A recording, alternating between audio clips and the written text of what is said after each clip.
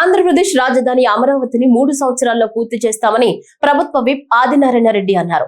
మోదీ ఆధ్వర్యంలో కేంద్ర ప్రభుత్వ నిధులతో రాష్ట్రంలో అనేక సంక్షేమ పథకాలను అందిస్తున్నామని తెలిపారు. పోలవరం ప్రాజెక్టును పూర్తి చేస్తామని తెలిపారు.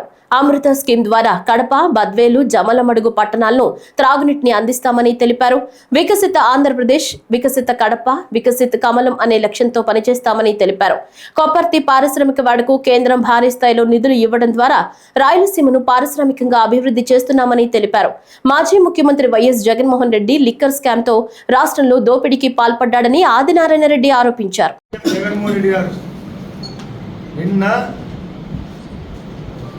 లిక్కర్ పైన కానీ రాష్ట్ర పరిస్థితి అయినా కానీ తన యొక్క ముఖ్యులు అరెస్టు పైన కానీ తన పైన సమస్య కానీ షర్మిలమ్మ కౌంటర్ కానీ అన్ని దృష్టిలో పెట్టుకొని మా బీజేపీ పార్టీ తరఫున ప్రెసిడెంట్ గారు ఉన్నారు, మిగతా మా సభ్యులందరూ ఉన్నారు.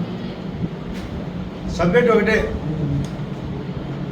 జగన్ రెడ్డి కోహినూరు వజ్రంలాగా మాట్లాడతాడు.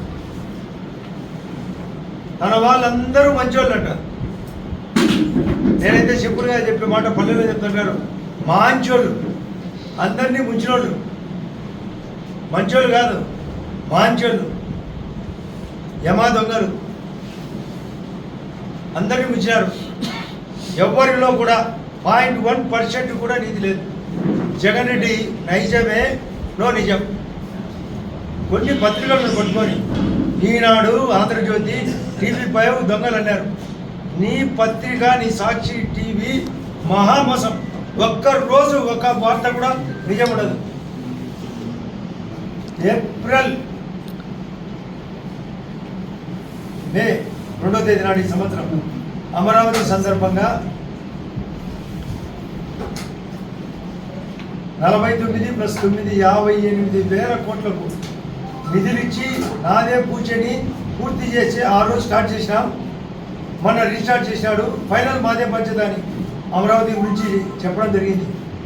మోడీ గారు అనేక సంక్షేమ కార్యక్రమాలు, 142 సెంట్రల్ స్పాన్సర్డ్ స్కీమ్స్, రకరకాలుగా ఇల్లు మొదలుకొని, తాగునీళ్ళు మొదలుకొని, కరెంటు, ఇంట్లోకి గ్యాస్, రేషన్ కార్డు, ఉచిత బియ్యం, గ్రామీణ ద్వారా రోడ్లు, నేషనల్ హైవేలు, ఎయిర్పోర్ట్లు, సీపోర్ట్లు. నిన్నే స్టేట్మెంట్ ఇచ్చాడు రాజస్థాన్లో 600 అభివృద్ధి అని. బడ్జెట్ కూడా 50,65,000 కోట్లు.